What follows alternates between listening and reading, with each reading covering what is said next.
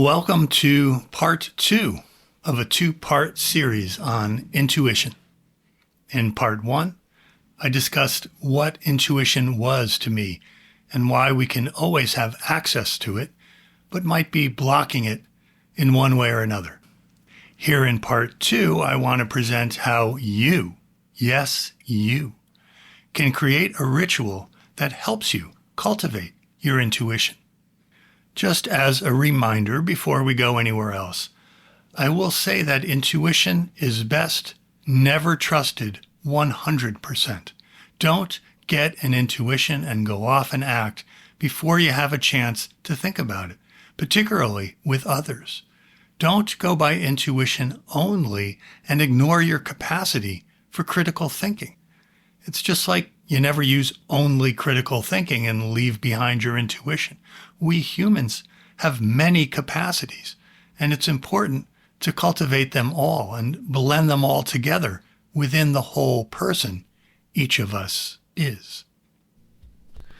Just to go back a little bit, in episodes 21 and 22 of this 10 Crutches podcast series, I spoke about rituals. Why are rituals important? What is the basic underlying structure of a ritual? These are questions I addressed in those 2 episodes.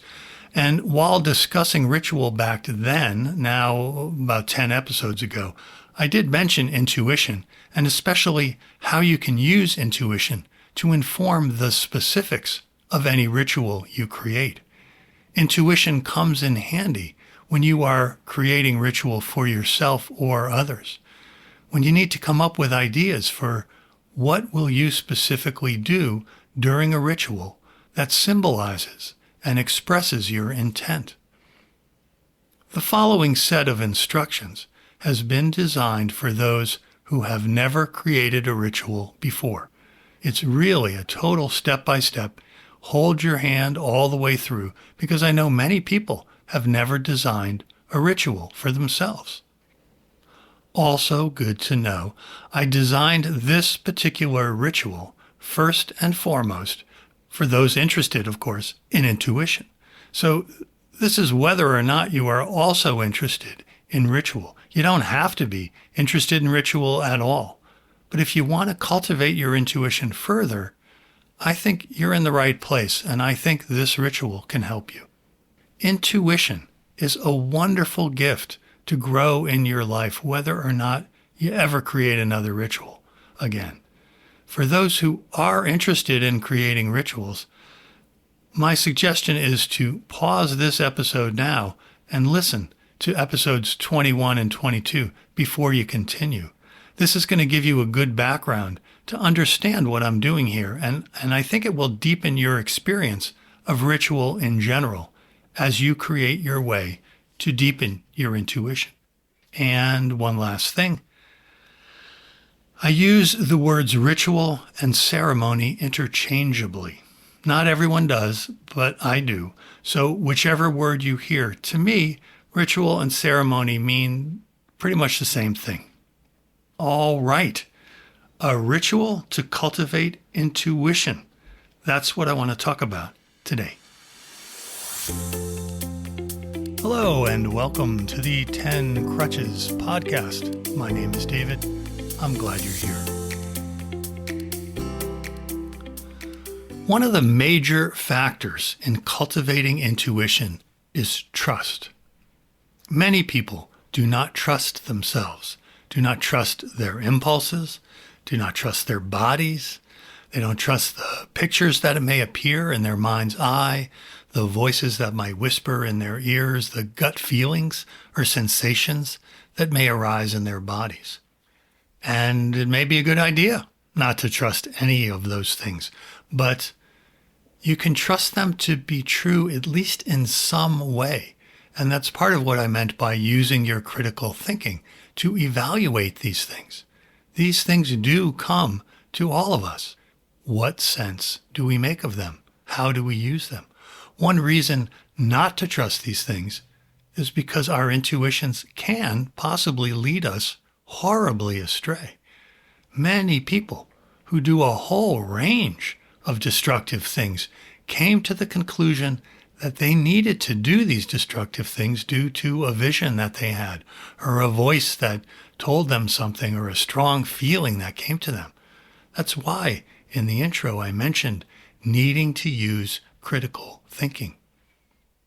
One way to test your intuitions is by using love. Are your intuitions leading you toward loving in ever wider and wider circles? For example, sometimes someone's intuition tells them that some group of people must be harmed or destroyed in order to make things good with those that they care about. In this case, chances are you're on the wrong track. Chances are your intuition can find a better and more widely loving way. But for a simple ceremony that you can plan for yourself, with yourself, for yourself, in order to cultivate your intuition, you can see where likely there's not going to be anything you come up with that's going to harm anyone. So please relax for the creation of this ceremony and really allow yourself to see what comes up for you. And then there'll be time to evaluate any of your intuitions later. Whenever I give you a new instruction, I will make a clear note of it. I'll say instruction 1, instruction 2, etc. Listen to the instruction and then pause the episode, and I'll ring a bell at the end of each instruction, and give yourself time to follow that instruction. Please write down everything you come up with. It's very important to keep a record.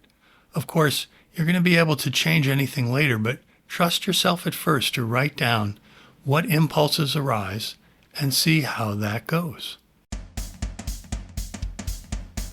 Here is the first instruction.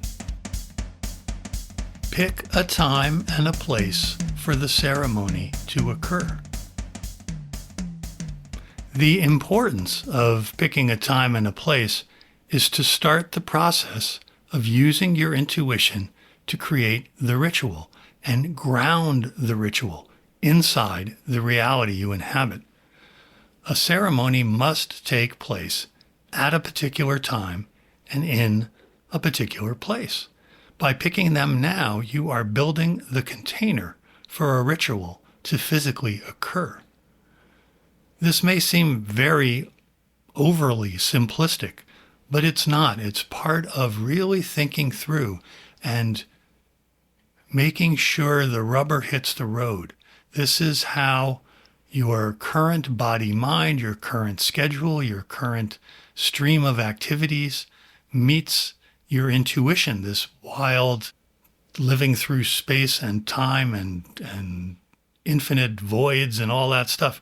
This is how you get the current reality to meet the infinite, whatever you want to call it. So once again, picking a time and a place doesn't mean you're making a commitment to that, chiseled in stone.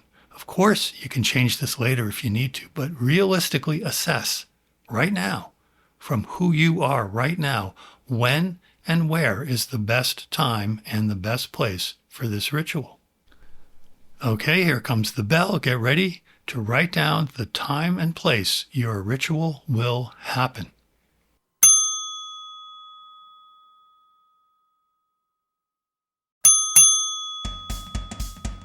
Instruction 2. Decide how long the ceremony will be. I recommend leaving at least 10 minutes for the ceremony to take place, but probably, if it's your very first ceremony, not longer than half an hour. These instructions are just for you to start. Of course, after you do one short ceremony, you can adjust accordingly. Now that you've decided where and when, now you decide how long the ceremony will be. Again, I recommend 10 minutes to half an hour. Of course, you can always adjust your initial decision. So notice again how you're already using some intuition here. How long will your ceremony be? Who knows what is best for you? Do you know? Maybe, probably not. But some amount of time will occur to you between the 10 and the 30 minutes. Does that feel right? Do you immediately doubt yourself?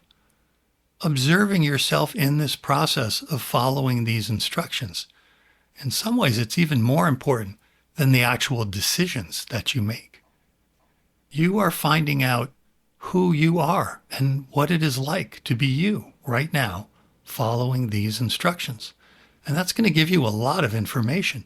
No judgments are required. No need to compare yourself to some standard.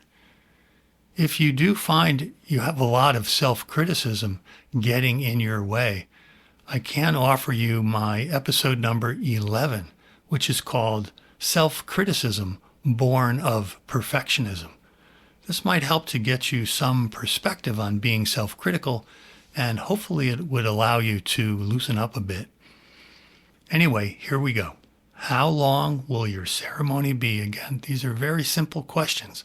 Pause the podcast, reflect, feel into it, and write down how long your ceremony will be.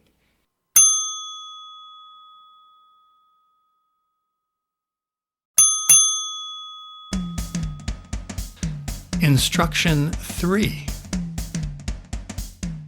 Calculate the time of the intro, the ceremony, and the exit. For every ceremony, at least the way I teach them, each one has 3 parts. First, of course, is the introduction. So maybe what you have so far from the first 2 instructions is something like, my ceremony will begin at 8 p.m. on Tuesday, and it's going to take place in my bedroom and will last for 19 minutes. So maybe that's what you have so far. At the designated time, in this example, 8 p.m., you don't actually dive right into the ceremony. I mean, in a way you do, because everything that happens after 8 o'clock when you start, everything is the ritual, but you want to have a chance to ease yourself into it. Kind of like you would do some stretching and warm up before exercise, or you might have an appetizer before a meal, or maybe you engage in foreplay that may lead to intercourse, just like that. I mean, this is what I'm calling the introduction to the ritual. And also in the same vein, you don't just leave the ceremony right in the middle of the ritual. Later on, we're going to be planning the exit, the transition from being in the heart of the ceremony to re-entering the world. You have to start re-engaging with the rest of your life. So we're going to need to plan further. How long will the intro be? How long is the ceremony itself? And how much time will you leave for the exit? So, take the total time you have set aside for the ceremony and divide it into 3 segments. Again, trust yourself here. If you're really doing this for the first time, just realize it doesn't really matter. You're going to find out from actually doing it. Did you guess right? Did your intuition work? And then it gets to readjust. Intuition gets calibrated all the time. You can redo the total time if your intuition tells you to. So get ready to write down the words intro, and then leave a space and write the word ritual, and then leave another space and write the word exit. And then write the time you will have for each section next to the word. And this, again, it might be too silly and too simple to be useful. It may seem that way, but please trust me. Follow these instructions. The idea, again, physically grounding yourself inside the limits of what you are doing, being comfortable, making things specific, because in the end, everything is very, very specific. It's very much this thing happening now. So when you're all done writing, you're going to take a look. Again, trust your intuition. Trust these planning moments to help you cultivate your intuition.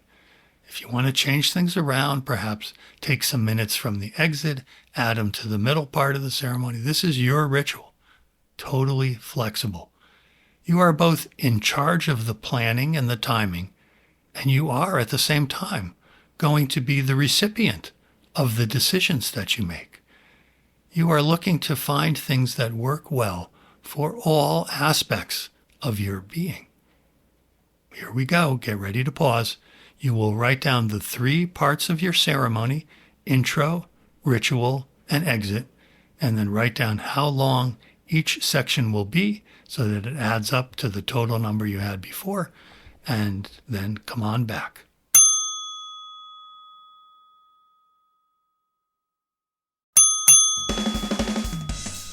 Instruction number 4. Plan the intro.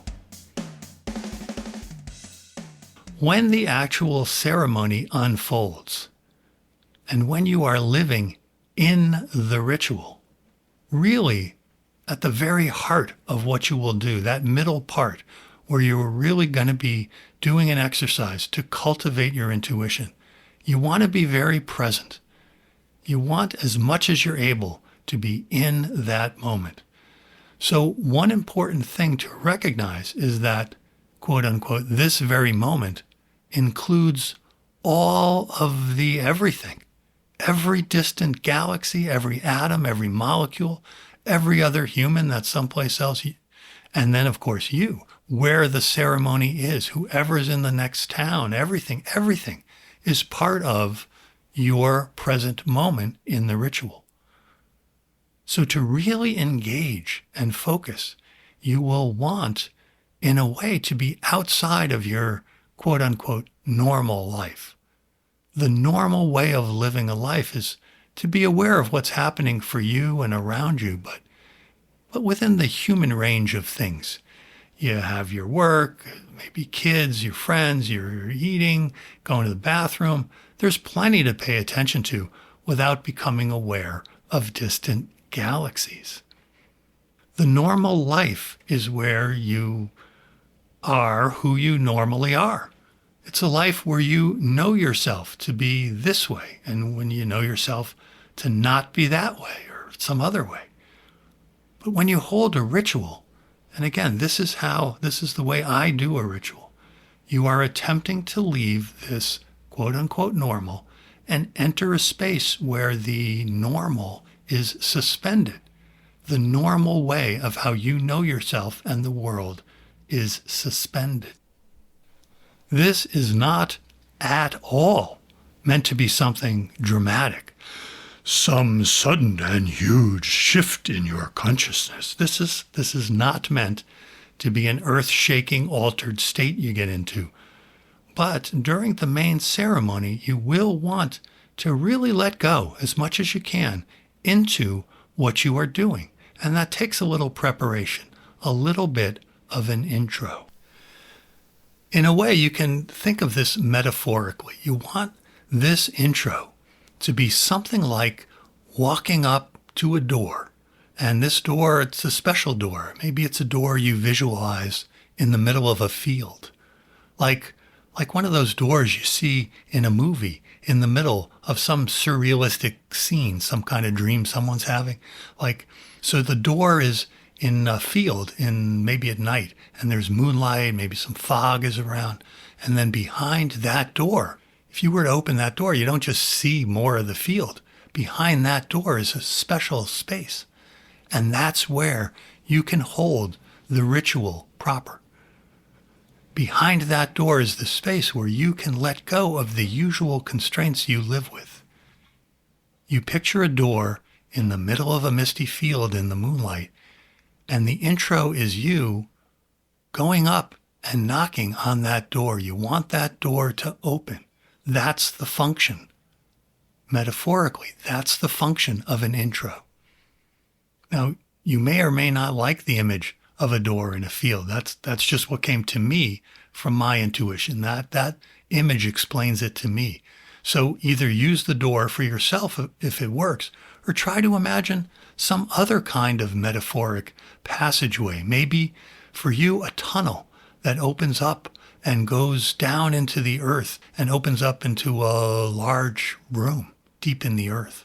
Or maybe you want to get on a rocket ship and leave the earth and head out into space and land on a special planet where there can be a special place the ritual can happen. Or Or maybe it's a boat and you sail out into the ocean and you find an island that you can land on. You know what I'm talking about? I don't know. What's another one? Walking deep into a forest.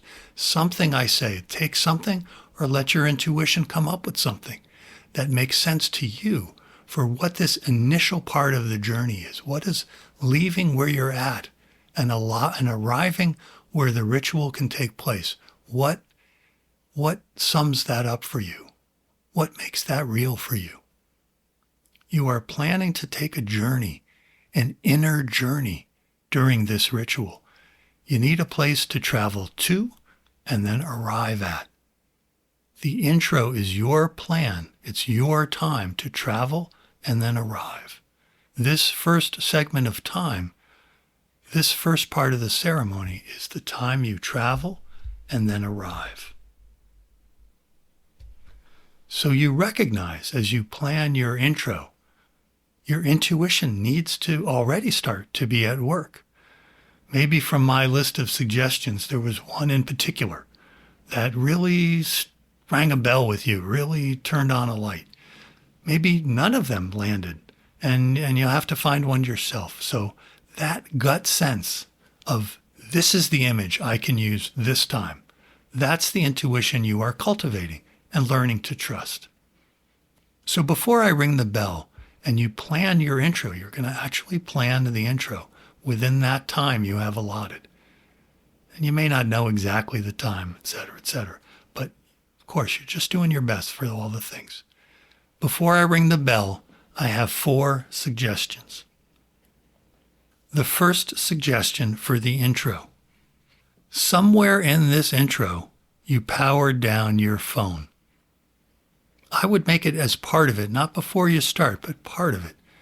You may be using your phone right now to write down the different parts of your ceremony, and that's fine.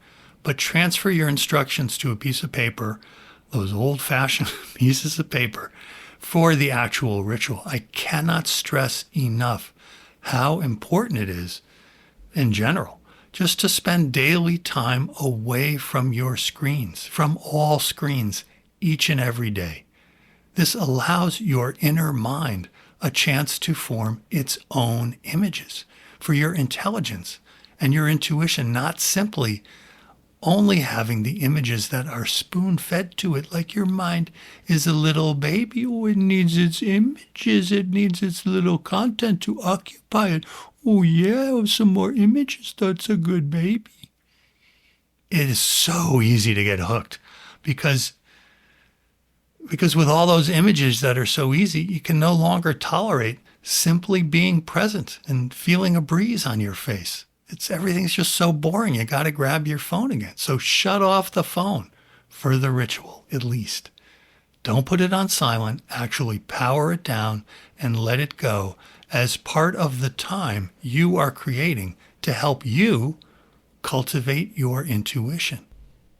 One more note on shutting off your phone. Obviously, many people use their phones to keep track of the time. You might even have been thinking of setting a timer for each part. Again, my suggestion is to power down the phone.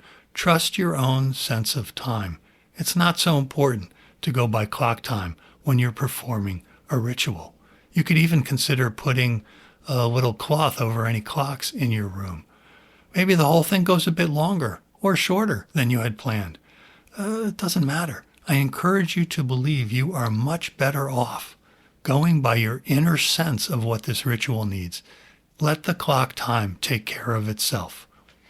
You use the clock time to get started, to plan, and get oriented, but for the ritual, you can leave it behind. You can leave clock time outside the door. Leave it in the middle of the foggy, moonlit field when you enter the ritual space. It's going to be there when you come back. Okay, first suggestion, power down the phone. Second suggestion for the intro. Make your plan engage all of your senses. For example, for your sense of smell, you may light a stick of incense, may have a scented candle. You can open a lemon, take a deep whiff. For your sense of sight, light a candle and look at the flame carefully, really carefully. See how many colors there are present in a candle flame. maybe more than you ever thought you could see. See how it moves. And from your ears, perhaps you ring a bell, play an instrument. You can even clap your hands, snap your fingers. What is it like to hear something? For taste, bring a single almond or a blueberry or something you can chew thoroughly with complete attention. Or maybe even you just lick the lemon that you smelled. For feeling, run a feather over your arms, maybe stretch your body out and up, move this way and that, feeling the way the clothes move over your skin. Have your plan include all your senses. So, first suggestion, shut off the phone. Second suggestion, plan for all your senses. Third suggestion, plan something that will consciously get you to recognize how vast and large the universe is, and how tiny and small everything can get. Not only vast and large in space, but also in time. There have been billions of years that preceded your particular human life, and billions more will come after you're gone.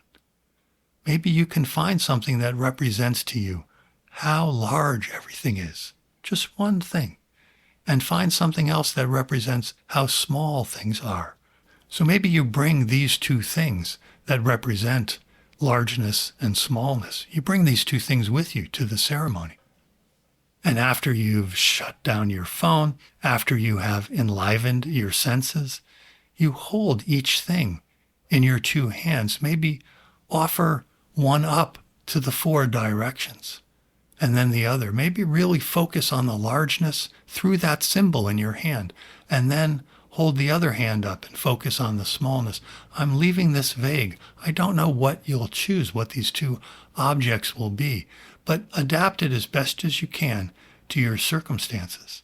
Spend some time during the intro acknowledging the infinite largeness and the infinite smallness. My fourth and final suggestion, plan a way to mark the transition from the intro into the ritual itself. This might be 3 strikes of a bell.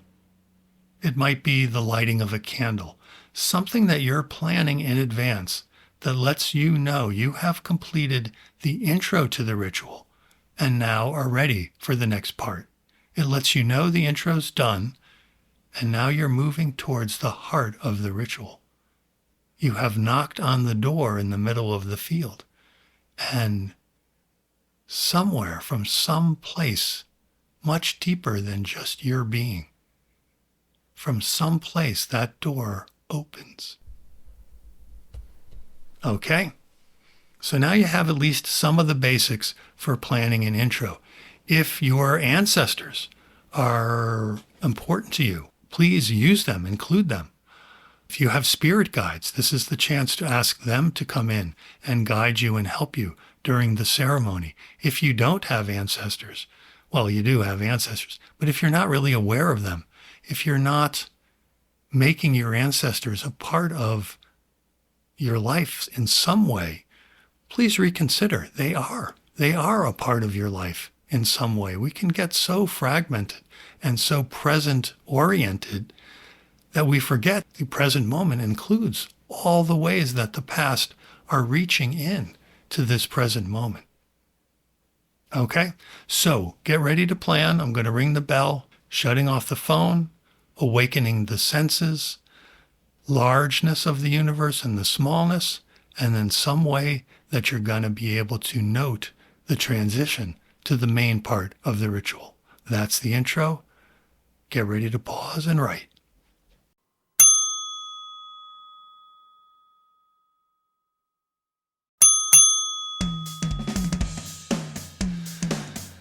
Instruction number 5, planning the ritual proper. After the intro is complete, your phone is powered down, you've awakened each of your senses, you've felt at least a little into the miraculous existence you are living in the midst of this incredible universe that we share. You're going to be ready for the heart of the ceremony. remember that feeling ordinary is exactly the point. There is nothing extraordinary about cultivating intuition or just simply being aware of how frickin' amazing the universe is. All humans have access to this, and we can all open up to intuition at least a bit more than we already have. My suggestion for this part of the ritual is very simple. While you are doing it, you will find your own variations. And again, trust yourself. Go with your flow. But I'm going to start you off with very specific instructions. I have picked one thing for you to do. It's a very simple action. And after the intro, after the preparation, you will start. It's going to be time to start this one action, which you can do over and over for the remainder of the ritual, for the main part of the ritual. I suggest doing it slowly and mindfully. It's a simple 2-part motion, and it can be done either lying down on the floor or standing up. So here it is. You open your arms wide as you can. Arms to your fingertips stretching out, legs to your toes stretching out, making your body as big and wide as you can. Take up as much space as your body can. And then you bring it in. You wrap your arms around yourself. Maybe you crouch down or squat as your body is able. That's the physical part of it. Every part of your body opens out wide, and then every part moves into compact, to be as small as it can be. And while you are doing this motion, you will be saying 2 words over and over. The word for the first outstretch is everything. And the word for the compaction is me. And then you just do those 2 movements with those 2 words. That's it. You feel as much as you can. You stay present as much as you can. You mean it, the outstretching and the everything. You mean it as much as you can each time you say it and outstretch. And then as you curl in and compact in on yourself, you say the me and you feel the me, the uniqueness of you each time you say it. And that's the plan. That's it. You just do this over and over for the time allotted. And you see how each one is the same and how each one is different. It's very simple. At some point while doing this during the ritual, it might be very easy to find yourself moved to make variations. And if that happens, please go ahead. One variation, for example, would be to switch the placement of the words. You can say me as you expand and outstretch, and you can say everything as you contract. You can also allow your body to move how it moves, not necessarily staying only with expansion and contraction at their extremes, but more like starting to dance in your own particular way, expanding out and contracting in.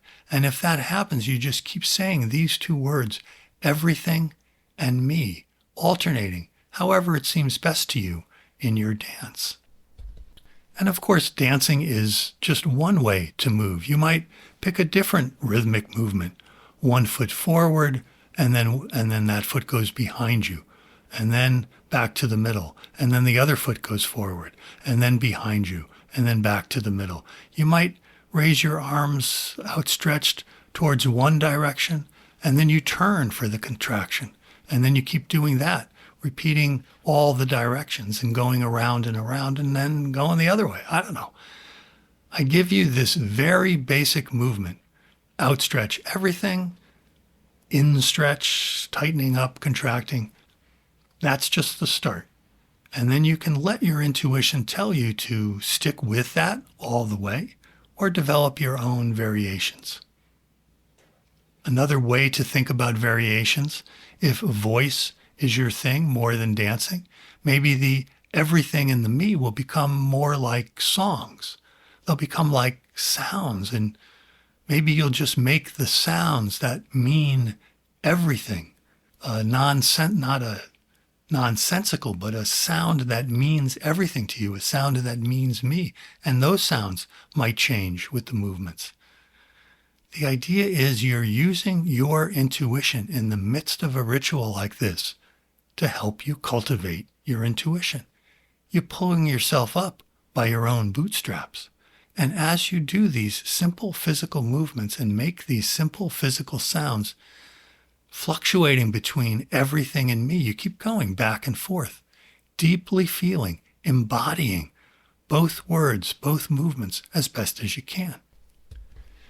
If, during the ritual, your mind wanders, when I should say, your mind wanders, maybe you lose the thread.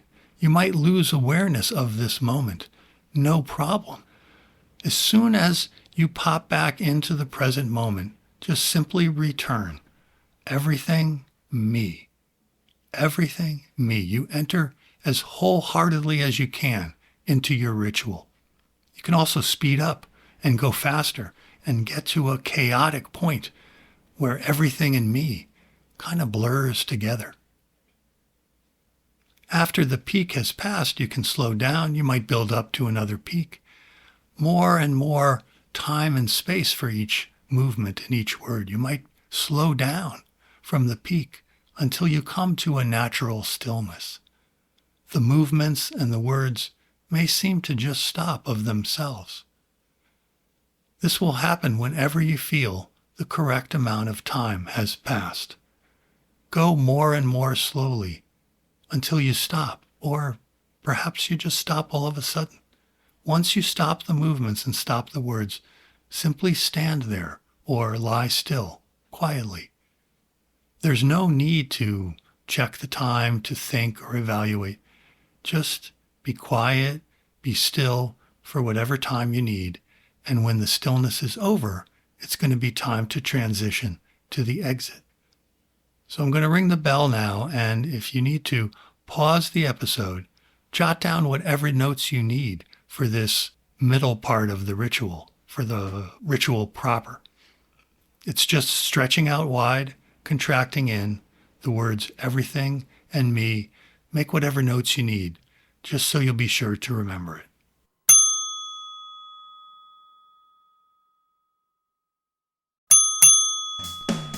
Instruction 6. Plan the exit.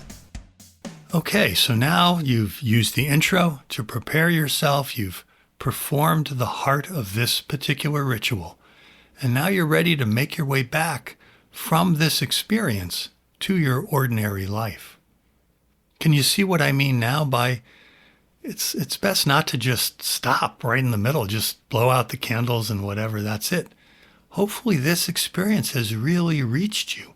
You need a time to slowly spiral back, to transition, to let the ritual go, prepare a time for your re-entry, and spend at least the beginning of integrating into your body, metabolizing what has happened during this ritual.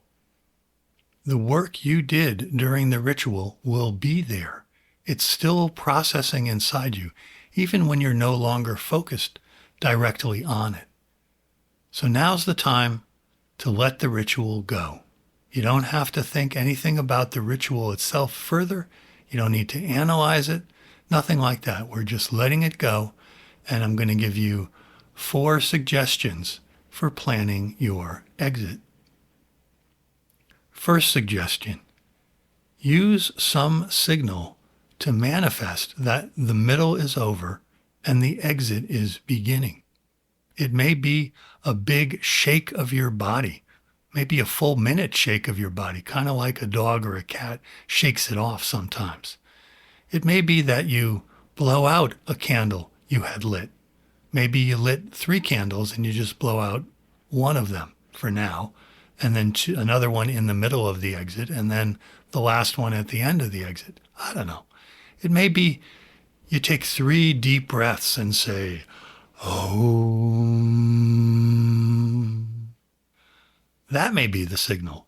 Plan something to let you and everything else in the universe, let everyone know now is the time of letting the ritual go and transitioning to the exit.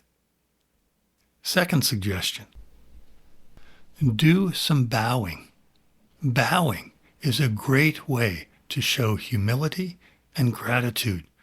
You can place your palms together and bend forward at the waist. That's a simple way to bow. You can bow to the 4 directions, bow to your ancestors, bow to the everything that you were just opening up to. Maybe you just say thank you to the universe, or maybe offer a kiss to the universe, a kiss that carries your love and your care. Plan a way to show some gratitude during the exit.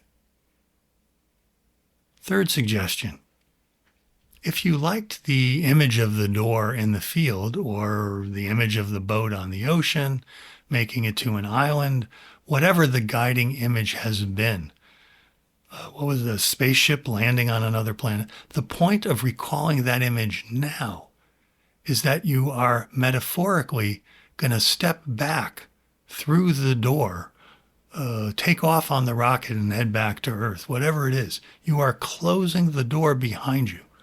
You are docking the boat that's come back from the ocean, and you're tying up the boat at shore and getting back on land.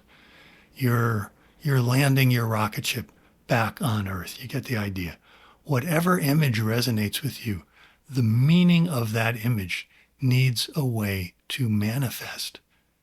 This is an essential part of learning to use your intuition and trust your intuition. Intuition often shows itself as an image or a feeling. Intuition often needs to work with symbols because it can't express the meaning in a just regular, ordinary, mundane way. There might be a line from a pop song or a movie that comes into your head. As you cultivate intuition, you become aware of these flashes where your intuition is saying something to you. You need to be able to do some translating. You need to be able, first of all, you recognize the signal. You recognize that some intuition has come to you, and then you're able, through these symbols, to unpack it. You unpack it by recognizing that intuition is often meaning that has been condensed into a symbolic representation. I'll say that again. Intuition is often meaning condensed into a symbolic representation, kind of like a dream. So you need to be able to work with it, to translate it. So using your guiding image is a way for you to do this, to find and strengthen your capacity for that. So take your guiding image and then find something you can do in that place, in the middle of your exit, something that will work for you to represent the meaning of that image coming to its end. So to review, for the exit, the first suggestion, start with something that announces you have left the proper ritual and are beginning the exit. Second suggestion, gratitude. Plan while still kind of in that space. You're just beginning the exit. You haven't really quite left the space. You're transitioning. Plan for some way to show gratitude and your humility for your smallness in the face of the largeness. You plan some way to show that. And the third suggestion, use your guiding image to allow your intuition to work, to plan a way, a symbolic way that lets you know you're coming back through the door, tying your boat up at the dock. You're getting ready to re-enter the normal world. And so the fourth suggestion is the final gesture of the whole ceremony, the whole thing. Perhaps you ring a bell 3 times, or you blow out that last candle. Something makes it clear. Even just clapping your hands, usually 3 times is good. You need that 3 to make it clear that you're not kidding around. The ritual is over. whatever's going to let you know the ritual is over and that you have returned. So that's it. That's what I got. That's the help I can offer. A ritual to help you cultivate intuition. I hope it's helpful. If you have questions, if you have suggestions, if you just want to share what happened, please let me know.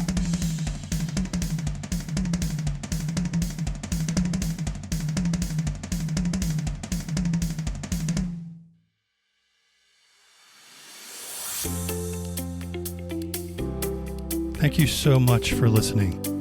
I'll see you next time.